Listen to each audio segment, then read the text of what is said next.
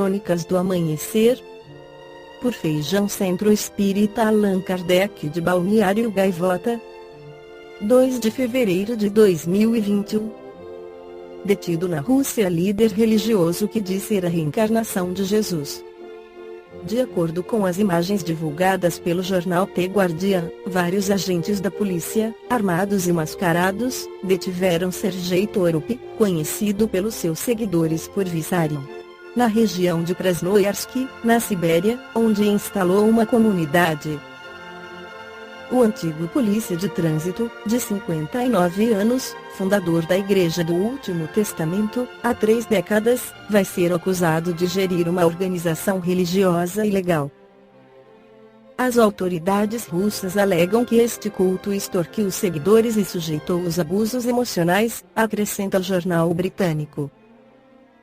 Segundo o jornal online The Moscow Times, para além de Torup, que diz ser a reencarnação de Jesus, também foram detidos 2 dos seus auxiliares, Vadim Redkin e Vladimir Vedornikov. Vissarion fundou o movimento no início dos anos 90, após a queda da União Soviética, época em que se verificou um certo vazio ideológico. Desde então, cerca de 4.000 Vissarionites, como são conhecidos, vivem em 20 assentamentos rurais no sul da Sibéria, conta o jornal digital. O grupo mais devoto deste culto, composto por cerca de 300 pessoas, onde se encontra também o seu fundador, vive no topo de uma colina remota a qual chamou Casa do Amanhecer.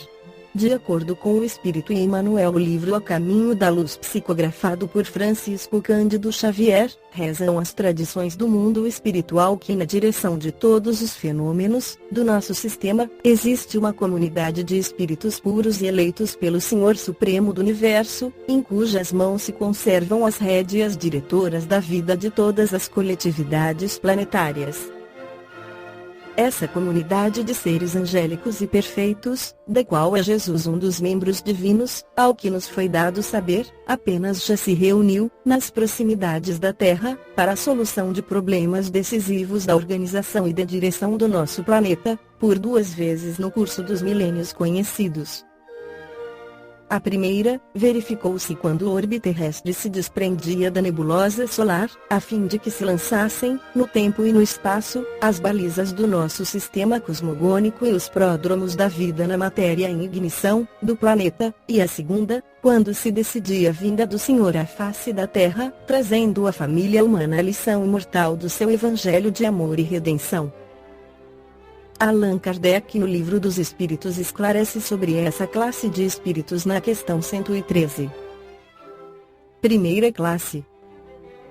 Classe única. Os espíritos que a compõem percorreram todos os graus da escala e se despojaram de todas as impurezas da matéria.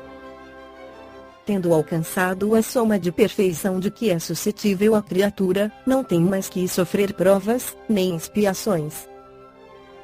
Não estando mais sujeitos à reencarnação em corpos perecíveis, realizam a vida eterna no seio de Deus. Gozam de inalterável felicidade, porque não se acham submetidos às necessidades, nem às vicissitudes da vida material. Essa felicidade, porém, não é a ociosidade monótona, a transcorrer em perpétua contemplação. Eles são os mensageiros e os ministros de Deus, cujas ordens executam para a manutenção da harmonia universal. Comandam a todos os espíritos que lhes são inferiores, auxiliam-nos na obra de seu aperfeiçoamento e lhes designam as suas missões. Assistir os homens nas suas aflições, concitá-los ao bem ou à expiação das faltas que os conservem distanciados da suprema felicidade, constitui para eles ocupação gratíssima. São designados às vezes pelos nomes de anjos, arcanjos ou serafins.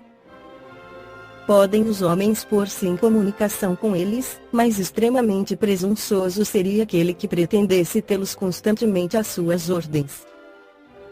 De acordo com o Evangelho segundo o Espiritismo, o papel de Jesus não foi simplesmente o de um legislador moralista, sem outra autoridade que a sua palavra. Ele veio cumprir as profecias que haviam anunciado o seu advento. Sua autoridade decorria da natureza excepcional do seu espírito e da natureza divina da sua missão. Ele veio ensinar aos homens que a verdadeira vida não está na terra, mas no reino dos céus, ensinar-lhes o caminho que os conduz até lá, os meios de se reconciliarem com Deus, e os advertir sobre a marcha das coisas futuras, para o cumprimento dos destinos humanos. Não obstante, ele não disse tudo, e sobre muitos pontos limitou-se a lançar o germe de verdades que ele mesmo declarou não poderem ser então compreendidas.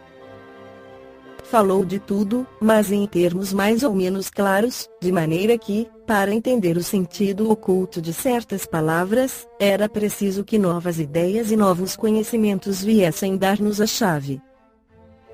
Essas ideias não podiam surgir antes de um certo grau de amadurecimento do espírito humano. A ciência devia contribuir poderosamente para o aparecimento e o desenvolvimento dessas ideias.